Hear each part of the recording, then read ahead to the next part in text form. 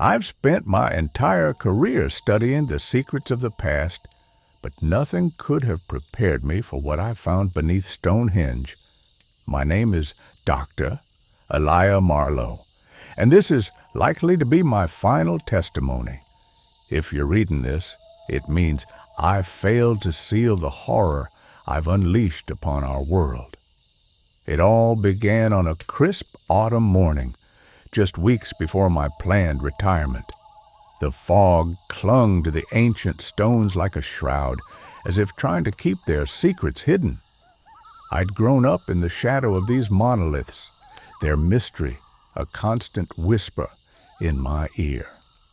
My grandmother used to tell me stories of the old ways of druids and sacrifices, but even her wildest tales paled in comparison to the truth. I remember the day I decided to become an archaeologist. I was just a boy, no more than 10, playing in the fields near Stonehenge.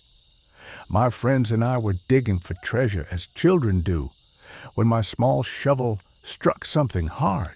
It was a piece of pottery, nothing special to the untrained eye, but to me, it was a window into the past. I ran home, clutching my find, and declared to my bemused parents that I would uncover all of Stonehenge's secrets. How naive I was then, how innocent of the horrors that lay dormant beneath the earth. Over the decades, I built my career on studying Neolithic sites across Britain, but Stonehenge always called me back.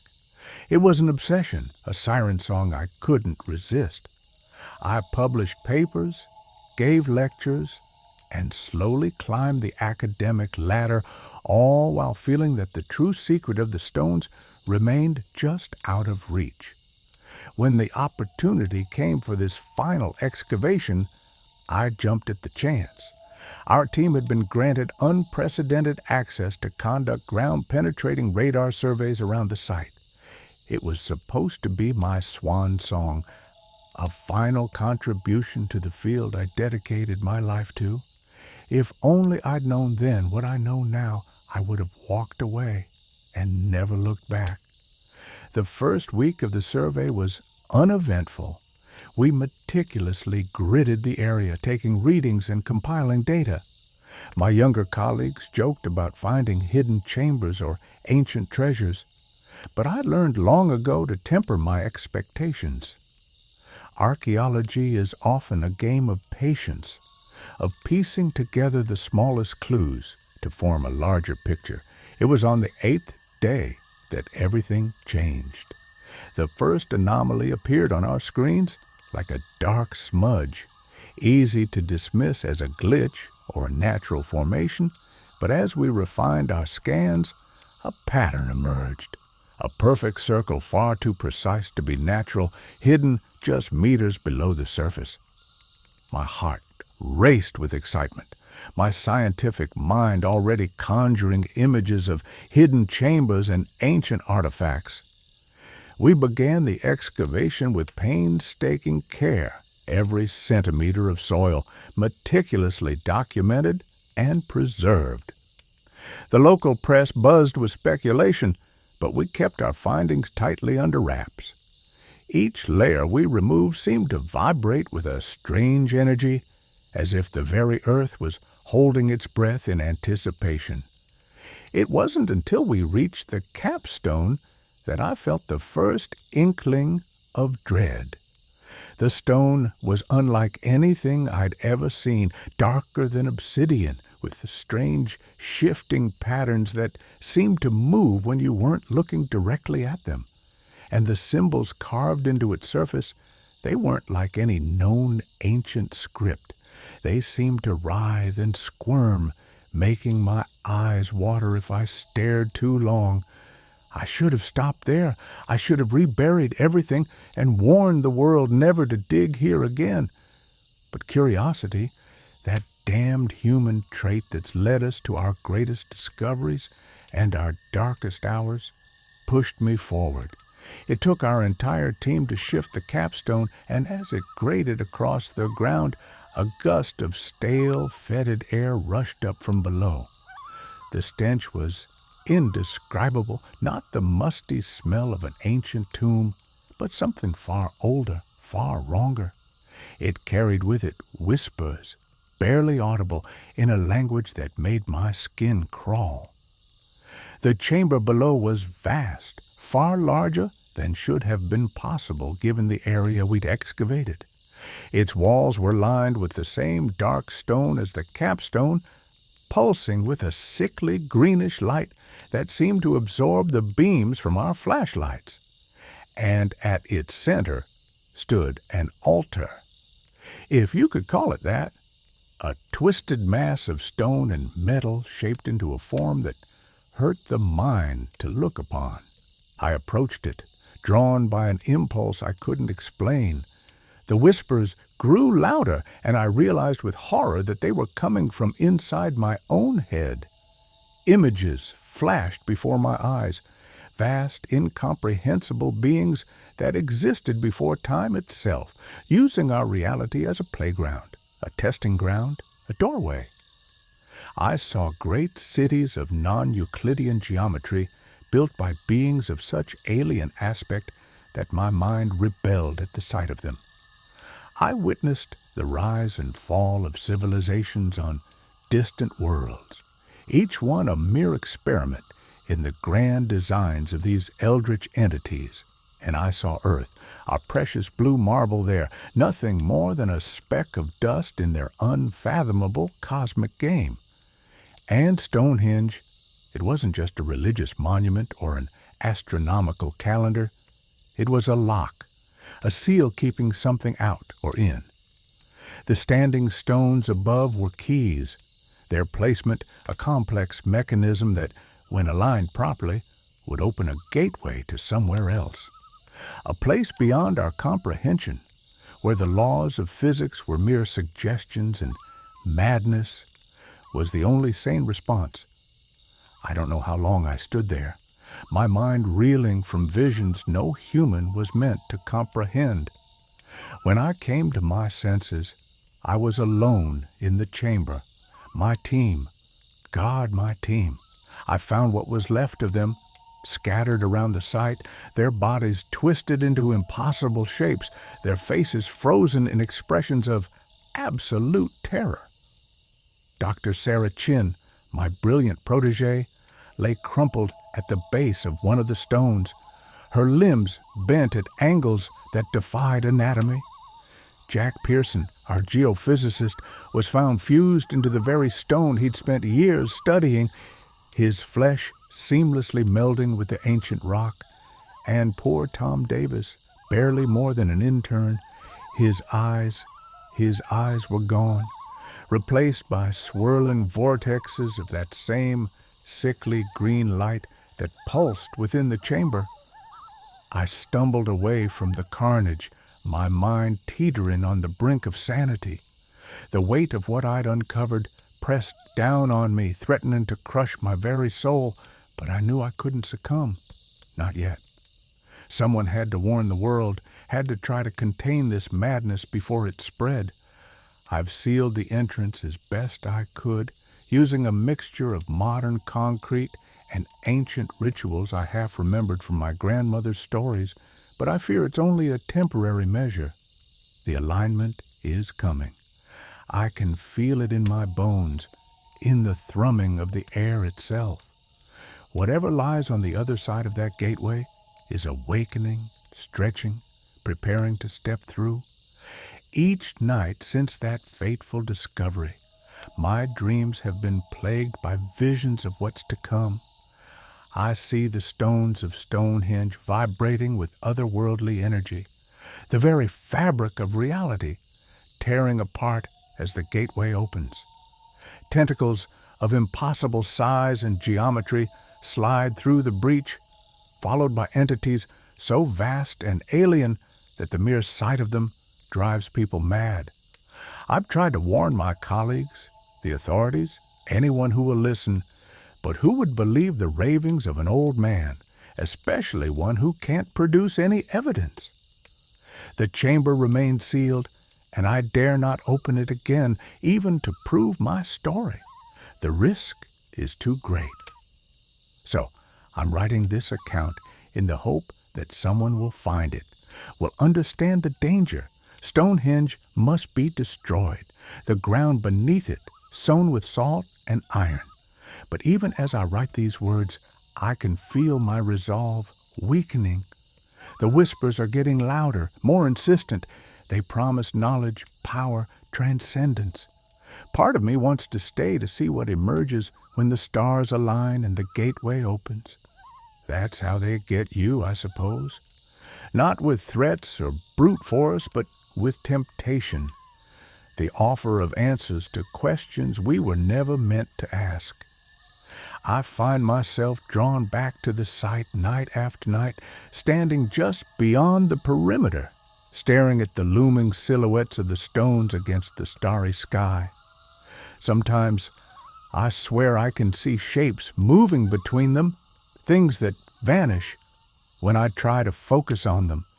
And always there are the whispers. They tell me I'm special, that I was chosen for this, that my lifetime of study and dedication was all in preparation for this moment. They promised me knowledge beyond human comprehension, power beyond mortal reckoning. All I have to do is return to the chamber, to stand before the altar and speak the words that now burn in my mind. But I resist, clinging to the last shreds of my humanity. I think of my granddaughter, of the world I want her to inherit, not one of chaos and madness, but of beauty and wonder. And so I fight, even as I feel my grip on reality slipping day by day. If you're reading this, heed my warning. Stay away from Stonehenge. Forget the mysteries, the allure of discovery. Some secrets are meant to stay buried, some doors left unopened. And if you hear whispers on the wind promising you the world, run. Run and don't look back. For what lies beneath Stonehenge is older than humanity, older than Earth itself, and it hungers for a way back in. I don't know how much longer I can resist the call. Each day is a battle against the knowledge that burns within me, threatening to consume what's left of my sanity. I've made arrangements for this manuscript to be delivered to multiple sources should anything happen to me. It's my last hope, my final stand against the darkness that looms on the horizon. To whoever reads this, I'm sorry. I'm sorry for my hubris, for thinking I could uncover the secrets of Stonehenge without consequence. I'm sorry for unleashing a horror upon this world that I cannot hope to contain. And I'm sorry for the burden I now place upon you, the knowledge of what lurks beneath those ancient stones. The alignment is coming. The gateway will open. And when it does, may whatever God still listens have mercy on us all. This is Dr. Elijah Marlowe signing off for the last time. Remember Stonehenge not as a wonder of the ancient world, but as a warning. Some doors are meant to stay closed. Some secrets never meant to see the light of day. Farewell and good luck. You're going to need it.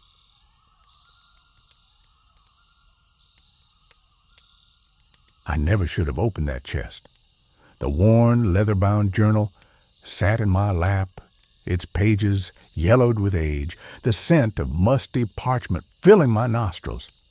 My hands trembled as I traced the faded script on the cover, the true account of Rowan O, as witnessed by Eleanor Dare, my ancestors' words, my legacy, my curse.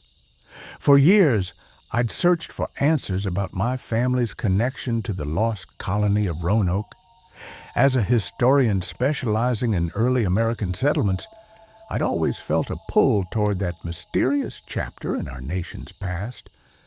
But I never imagined the horror that awaited me.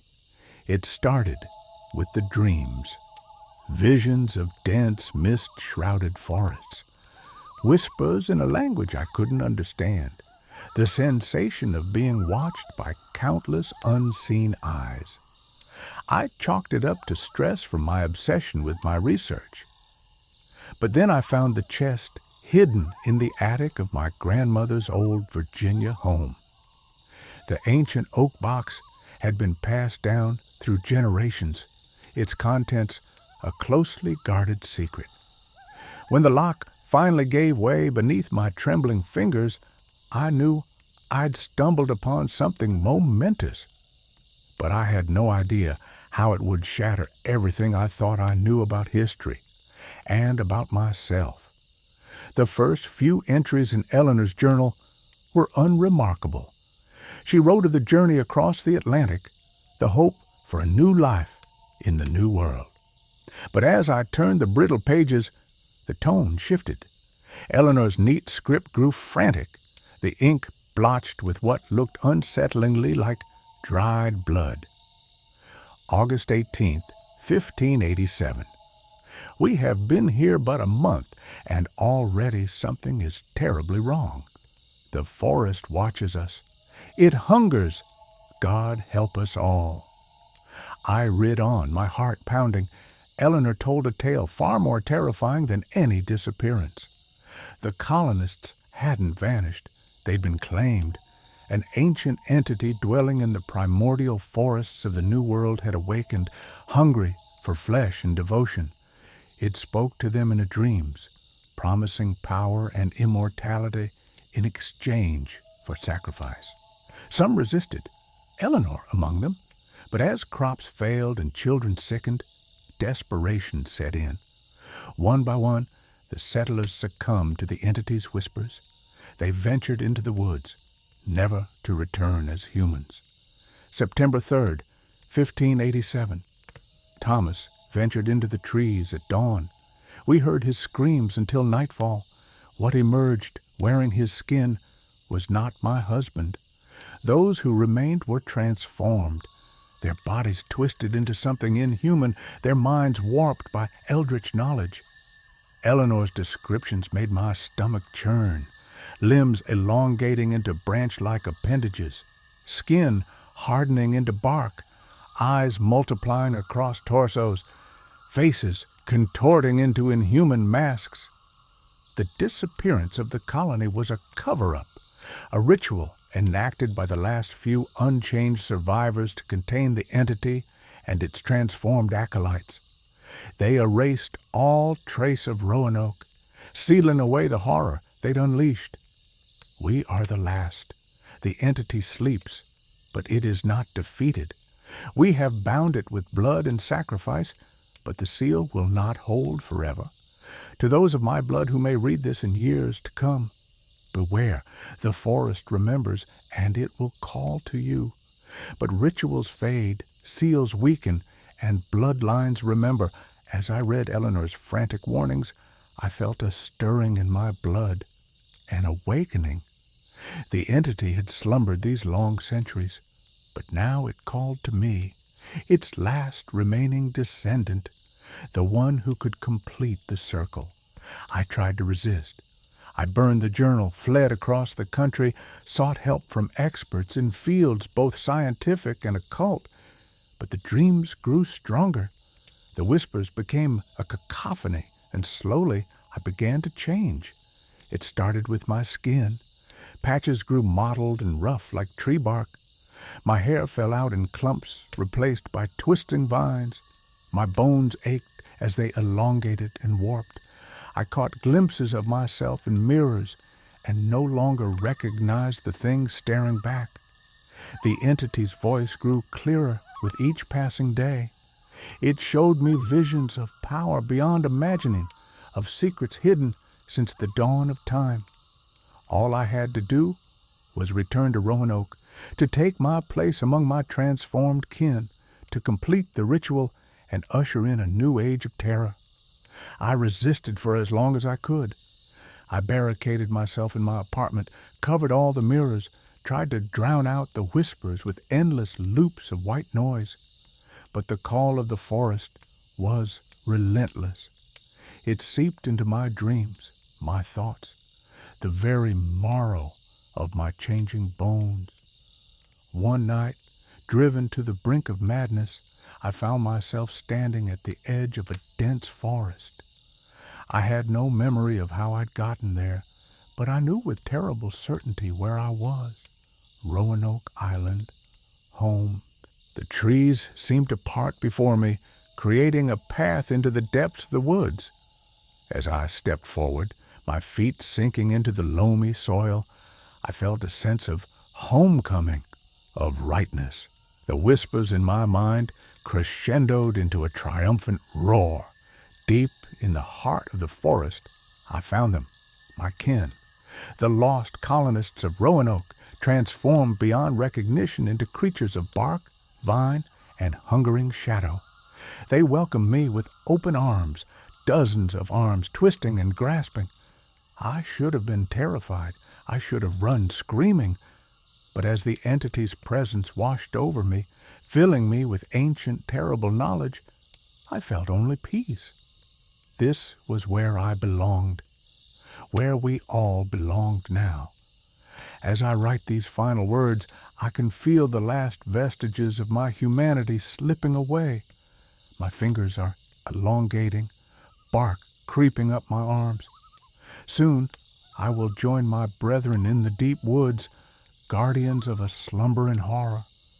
I'm writing this now as a warning, as a confession. My mind is still my own, but I don't know for how much longer. I can feel the pull of the forest, the call of something ancient and hungry, stirring beneath the soil of Roanoke Island. If you're reading this, it may already be too late. The entity is awakening. The lost colonists are stirring in their ageless slumber, and I am going home.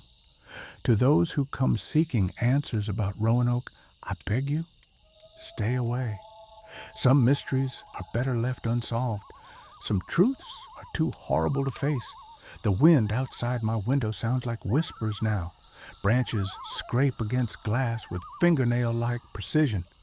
I have to go. It's calling me. Remember Roanoke. Remember and beware. For the forest is patient. The forest is hungry. And the forest never forgets its own.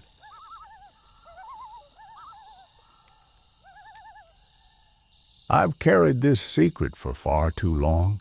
The weight of it has bent my spine and whitened my hair, but it's nothing compared to the burden of knowing what's out there waiting in those cursed mountains. You've all heard of the Dyatlov Pass incident, I'm sure. 9 hikers found dead under mysterious circumstances.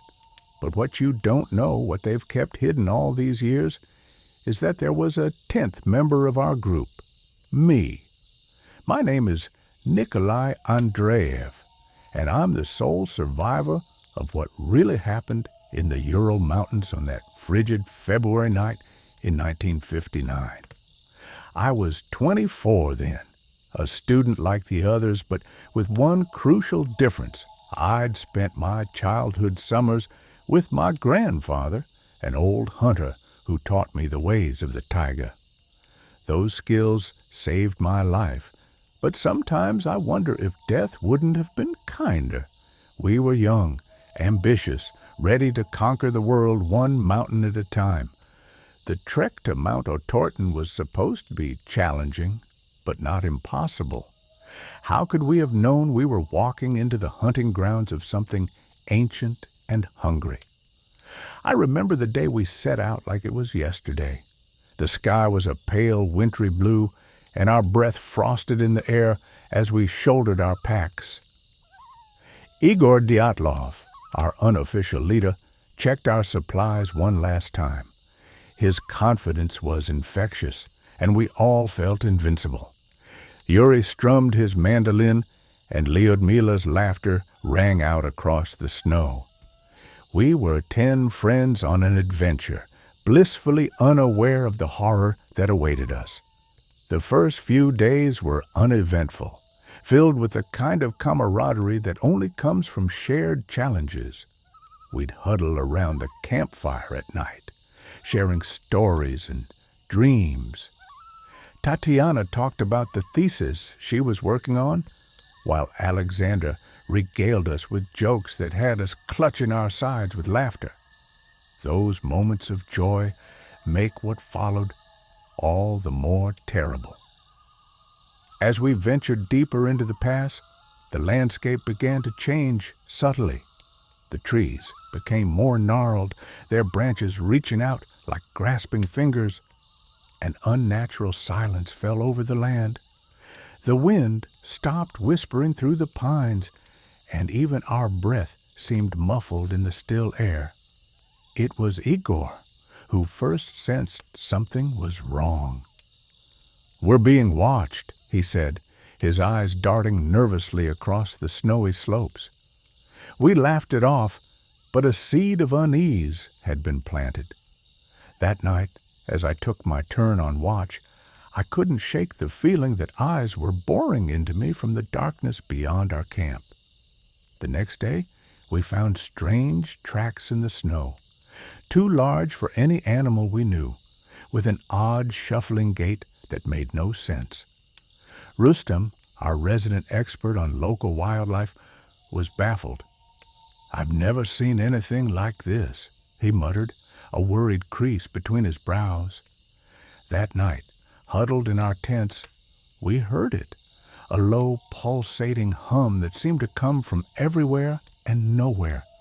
It taunted us, burrowing into our minds, setting our teeth on edge.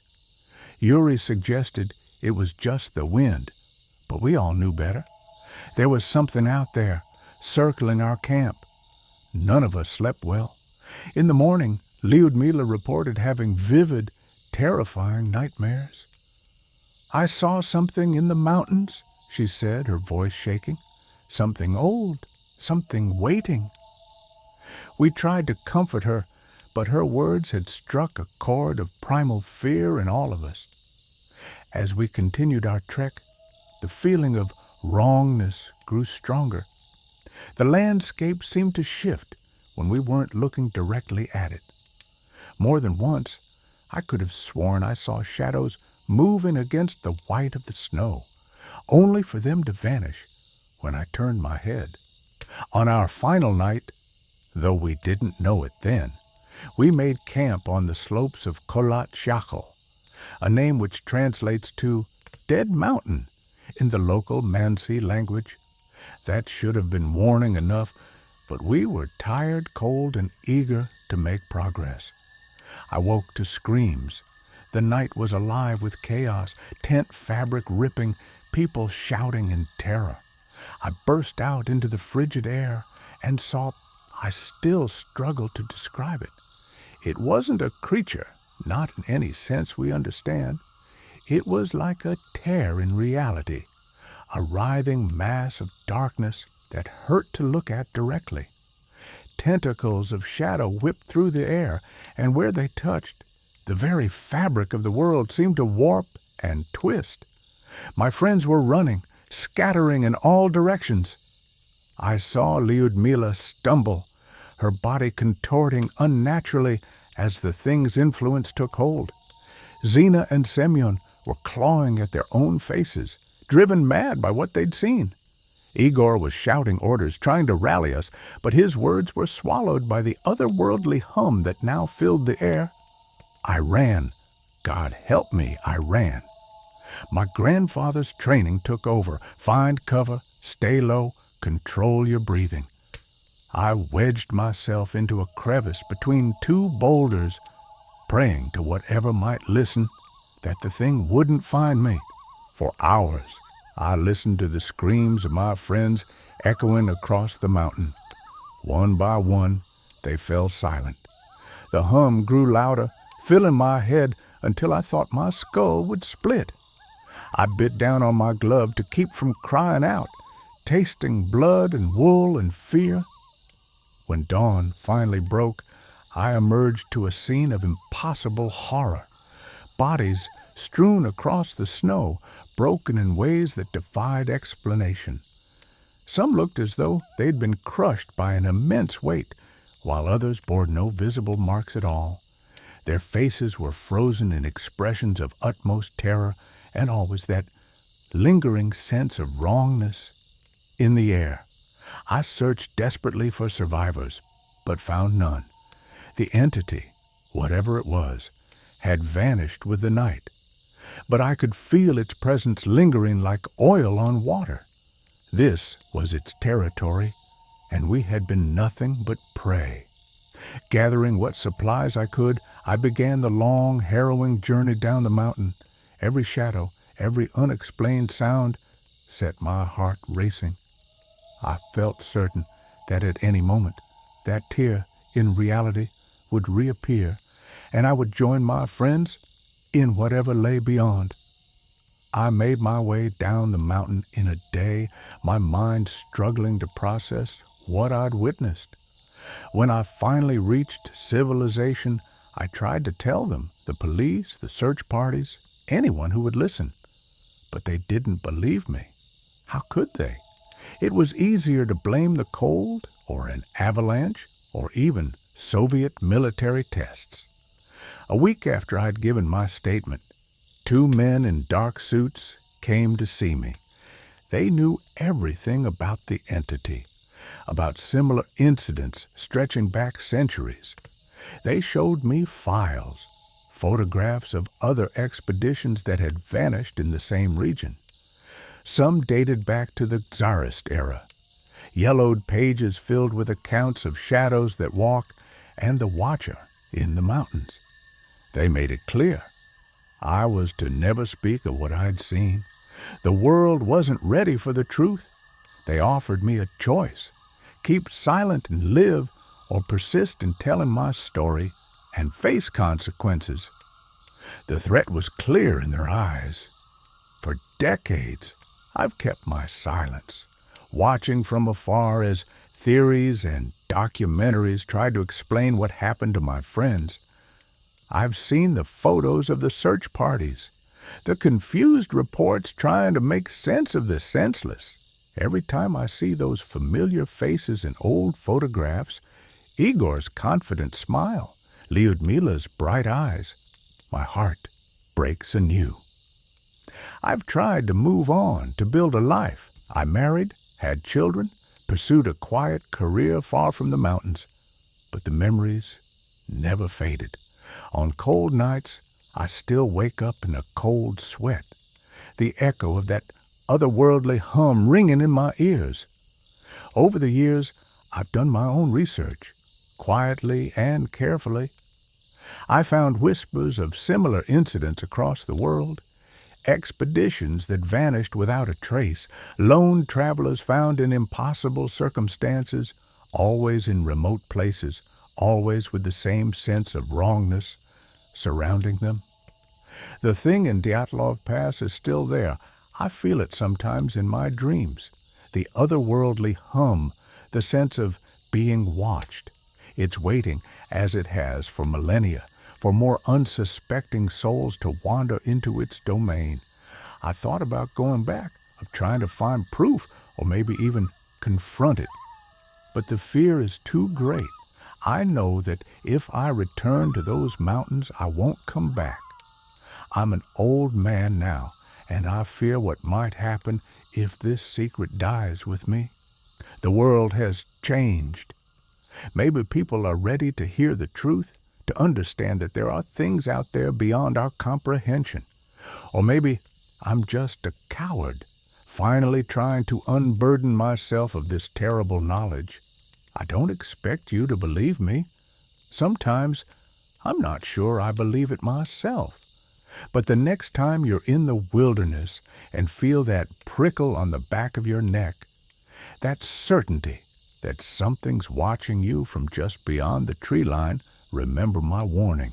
Not all predators in this world are ones we can understand, and some hungers can never be satisfied. The Dyatlov Pass incident remains officially unsolved, but I know the truth.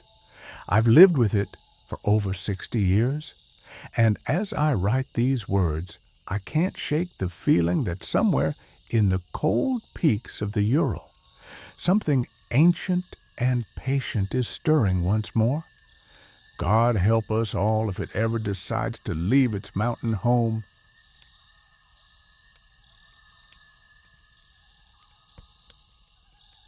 The Bermuda Triangle isn't just a place where things disappear, it's where they're taken.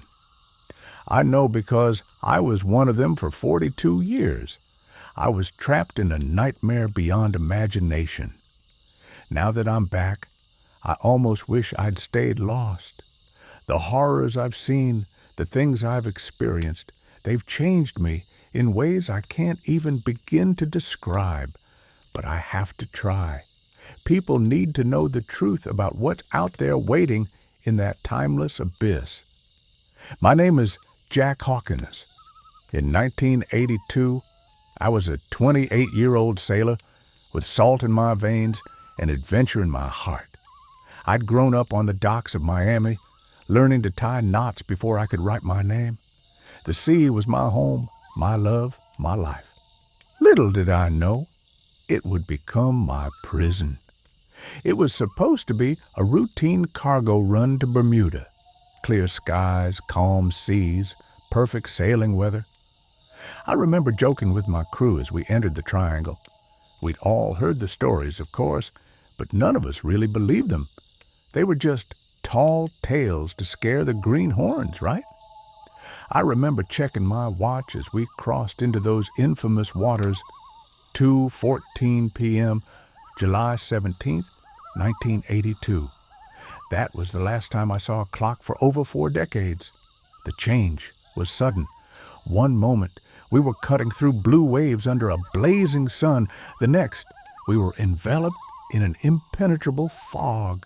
The air grew thick, almost gelatinous, and breathing became difficult, like trying to inhale syrup. I tried to call out to my crew, but my voice sounded muffled, as if I were shouting underwater. Then came the silence, the constant hum of the ship's engines, the lapping of waves against the hull. All of it vanished in an instant. In that deafening quiet, I heard something else. Whispers. Countless voices speaking in languages I'd never heard. Some that didn't even sound human. It was like listening to the murmur of a crowded room, but the words were all wrong. The cadences were alien and unsettling. I don't know how long we drifted in that fog. Time. It didn't work right there. Sometimes the sun would rise and set in what felt like minutes. Other times, the night would stretch on for what seemed like weeks. My watch had stopped, its hands frozen at 2:14, but it wasn't just broken. Sometimes I'd look at it, and the hands would be in different positions, as if it was trying to tell time but couldn't quite remember how. The fog played tricks on our minds. We'd see things, impossible things, islands that appeared and disappeared in the blink of an eye, sea creatures larger than our ship, their bodies twisting in ways that defied physics. Once, I swear, I saw another ship sailing alongside us. It looked ancient, like something out of a history book. I called out to it, and for a moment, I locked eyes with a man on its deck. He looked as terrified as I felt. Then the ship was gone, swallowed by the fog. It was during one of those endless nights that I first saw them. We called them time wraiths. Imagine a shadow-given form, constantly shifting and writhing. They moved through the air like oil through water, leaving trails of distorted reality in their wake. When they passed nearby, I could feel time stretching and compressing around me. One moment, I'd be young again, the next, ancient and withered. The pain was excruciating, like my very atoms were being pulled apart and slammed back together. The wraiths took my crew one by one. I'd hear a scream cut short, and another sailor would be gone. I don't know if they were killed or something else. All I know is that eventually I was alone on a ghost ship, drifting through an endless foggy void. I learned to hide from the wraiths. I discovered that they couldn't see me if I held my breath and remained perfectly still.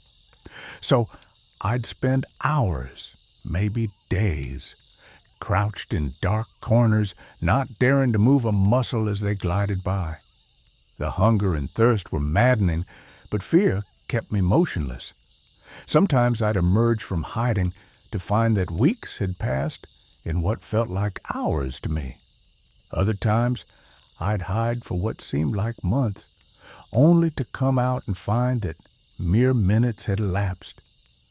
But the true horror wasn't the wraiths. It was the visions.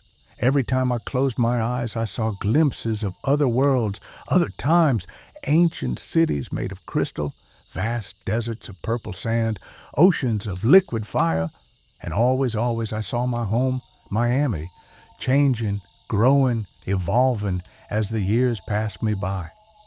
I watched my family age, saw my parents die, witnessed my little sister get married and have children of her own. It was like a cruel movie playing behind my eyelids, showing me everything I was missing. There were others trapped in the triangle with me, not just from my time, but from all throughout history. I met a Roman centurion, his armor corroded by time, but his body unchanged. We couldn't speak the same language, but the terror in his eyes needed no translation. I encountered a pilot from World War II, still frantically searching for her squadron, and once, in what seemed like a fever dream, I spoke with a woman in strange futuristic clothing who claimed to be from the year 2157. We were all trapped in the same timeless prison, our stories frozen while the world moved on without us. I don't know how I escaped. One moment I was huddled in the ship's hold, hiding from a particularly persistent wraith. The next, I was standing on a beach in the Florida Keys, coughing up seawater. A family having a picnic nearby called 911. When the paramedics arrived, they couldn't believe their eyes. To them, I was a living ghost, a man who hadn't aged a day since he disappeared in 1982. The world had moved on without me. My parents were gone. My little sister was a grandmother. The docks I grew up on had been replaced by luxury condos. Everything was louder, faster, more crowded. I felt like a relic, a man out of time. The technology alone was overwhelming. Smartphones, social media, self-driving cars. It was like I'd stepped into one of those sci-fi movies we used to watch on the ship during long voyages. The doctor couldn't explain my condition. Physically, I was the same 28-year-old who had set sail in 1982. But my mind, that was different. I had memories spanning decades, experiences that had aged me far beyond my years. The government got involved, of course. I spent months being debriefed, tested, studied. They wanted to know everything about the triangle, about the wraiths, about the other dimension. But how could I explain the inexplicable? How could I make them understand what it felt like to be unmoored in time? But that wasn't the worst of it, because I brought something back with me. The wraiths, they followed me. I see them sometimes out of the corner of my eye, a flicker of movement in a mirror, a shadow where there shouldn't be one. They're hunting me, and they're learning. At first, they could only manifest for split seconds in our world, but they're getting stronger. Last week, I saw one fully materialize in my backyard. It hovered there for almost a minute before dissipating. They're figuring out how to exist in our reality, and I'm terrified of what will happen when they master it. I've tried to warn people, but who would believe me? A man who claims he was trapped in another dimension for 40 years. They chalk it up to trauma, to PTSD. They don't understand the danger we're all in. The nightmares are the worst. Every night, I'm back in that fog, running from the wraiths. But now, the fog is spreading, engulfing cities, countries, the whole world. I wake up screaming, drenched in sweat, convinced that this time it wasn't just a dream. I started noticing things, subtle changes in the world around me. Sometimes, just for a moment, time seems to slow down or speed up. I'll see people freeze in mid-motion or move at impossible speeds. Once, I swear I saw a car on the highway vanish into thin air, only to reappear a few seconds later, its driver oblivious to what had happened. The Bermuda Triangle isn't just a place where things disappear, it's a breach, a weak point between dimensions. And now, thanks to me, that breach is widening. The wraiths are coming, and they're hungry for time. Our time. They feed on it, distort it, destroy it. And with each passing day, their influence grows stronger. I'm telling you, this is a warning. If you see a shadow move in a way it shouldn't, if you feel time slow down or speed up around you, run. Run as fast and as far as you can. Because the wraiths are here, and they're looking for new victims to drag into their timeless abyss. I've tried to find others like me, other survivors of the Triangle. I've reached out to conspiracy theorists, paranormal researchers, anyone who might believe my story. A few have listened. Some have even shared their own experiences, tales of lost time, impossible visions, of brushes with entities that defy explanation. We're forming a network, trying to track the wraiths' movements, to understand their patterns. But it feels like we're always one step behind. As for me, I'm going back to the Triangle. Maybe if I offer myself up, they'll leave this world alone. Or maybe I'll find a way to close the breach for good. I spent months preparing, studying oceanography, meteorology, even quantum physics. I've chartered a boat, gathered supplies. Tomorrow, I set sail for the coordinates where I disappeared all those years ago. I don't know what I'll find there. Maybe the fog will be waiting for me, ready to swallow me up again. Maybe I'll find nothing but empty ocean. Or maybe, just maybe, I'll find answers. A way to stop the wraiths, to seal the breach, to save our world from the horrors lurking in that timeless dimension. By the time you hear this, I'll be gone, one way or another. This is my last message to the world. Remember my story. Stay away from the Triangle. And if you ever find yourself lost in that foggy void, do what I did. Hold your breath, stay still, and pray that the wraiths don't find you. Because once they do, you'll be trapped in a nightmare that lasts for eternity, just like I was. And if you ever feel time slip around you, if you ever catch a glimpse of a writhing shadow in the corner of your eye, remember, they're here. The wraiths have found our world, and they're hungry. Stay safe, stay vigilant, and whatever you do, don't let them catch you.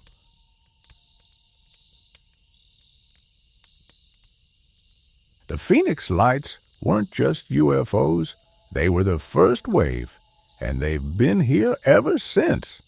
I know because I was there, coordinating the Air Force's response from Luke Air Force Base. Colonel Jack Harmon, at your service. Well, former colonel. I doubt I'll keep my rank after breaking nearly 3 decades of silence, but the truth needs to come out, even if it destroys me. You've probably heard the official story. Flares, military exercises, mass hysteria. It's all expletive. What really happened that night in March 1997 was the beginning of the end for humanity as we know it, and I've been carrying this burden for far too long. I remember every detail of that night like it was yesterday. The cool desert air, the stars twinkling innocently above, completely unaware of the chaos about to unfold. I was pulling a late shift, nothing unusual for a Friday night.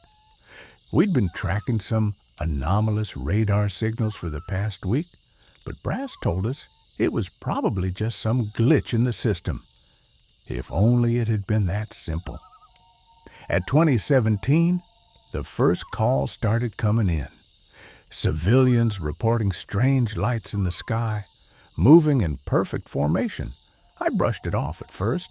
You'd be surprised how often people mistake normal aircraft for UFOs. But then the volume of calls exploded. This wasn't just a few confused stargazers. Something big was happening. I remember picking up the red phone, the one that connected directly to my superior, General Hawthorne. "Sir," I said, trying to keep my voice steady, "we've got a situation here." There was a long pause on the other end, too long. When the general finally spoke, his voice was tight and controlled. "Colonel Harmon, initiate protocol Zulu 9. This is not a drill." I repeat, this is not a drill. My blood ran cold. Zulu 9 was a protocol I'd only ever seen in training exercises, a response to confirmed extraterrestrial contact. This couldn't be happening. Not here. Not now. I scrambled a couple of F-16s to intercept. Standard procedure.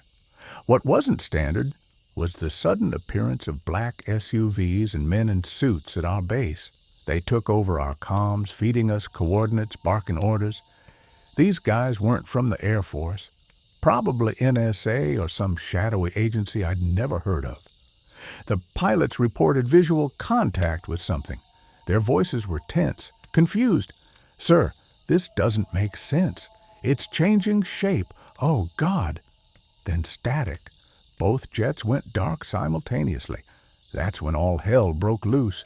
Alarms blared, radar systems went haywire, and a blinding light flooded the base. For a moment, I thought I was dead.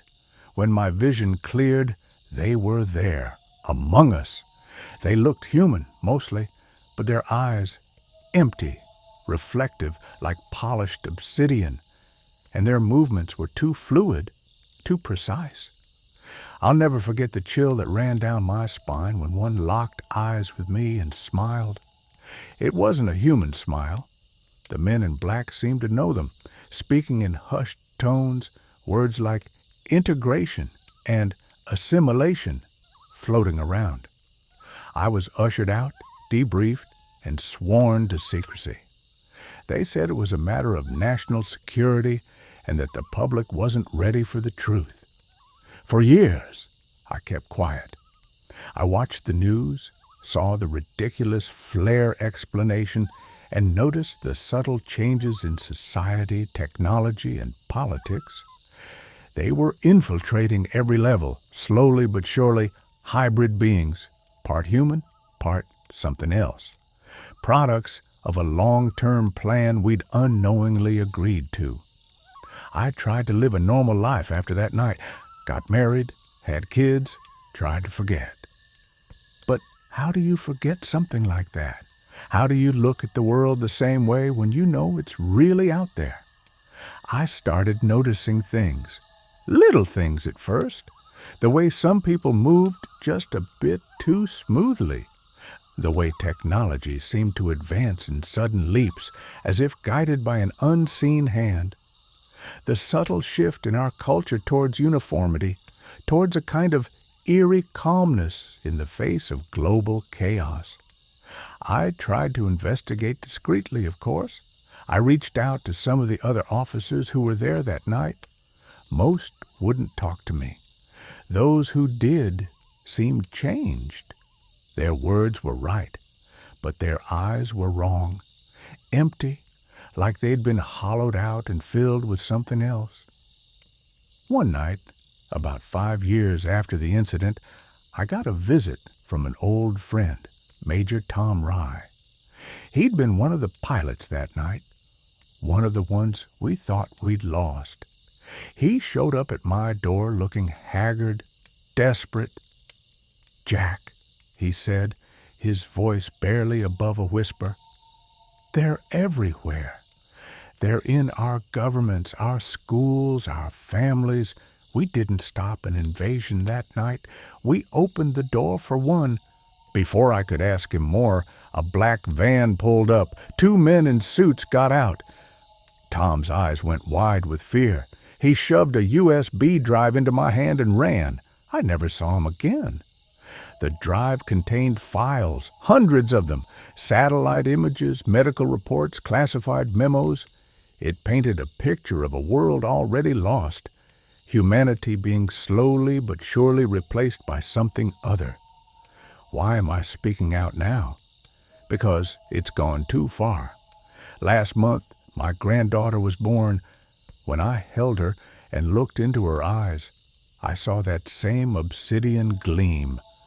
My son and daughter-in-law act like nothing's wrong, but their behavior has changed. They're too calm, too accepting. I think they've been replaced.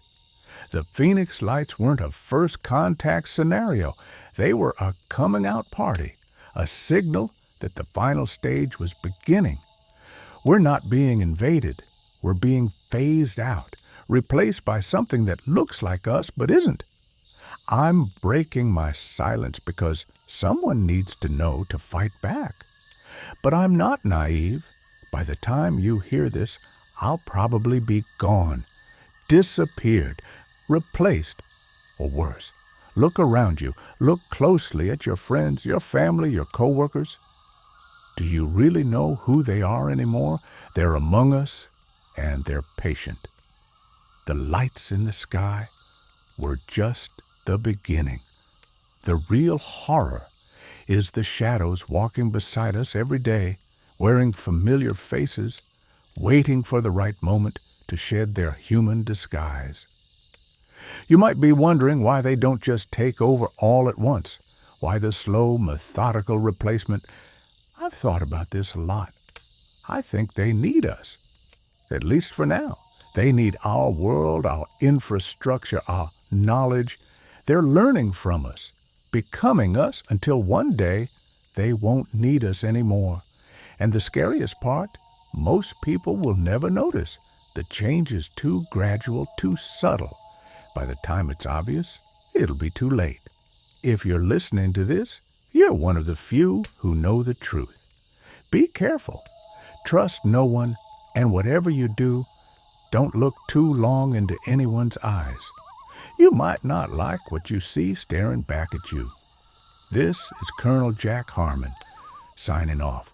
If I don't make it, remember, the truth is out there, hiding in plain sight. God help us all. Yes, if you're hearing this, it means my worst fears have come true. I've set up this recording to be released automatically if I don't check in regularly. So if you're listening, I'm already gone. But don't let my sacrifice be in vain. The truth is out there now. Use it. Fight back. It might already be too late for me, but maybe, just maybe, it's not too late for humanity. Remember, they're watching. They're always watching. Good luck. You're going to need it.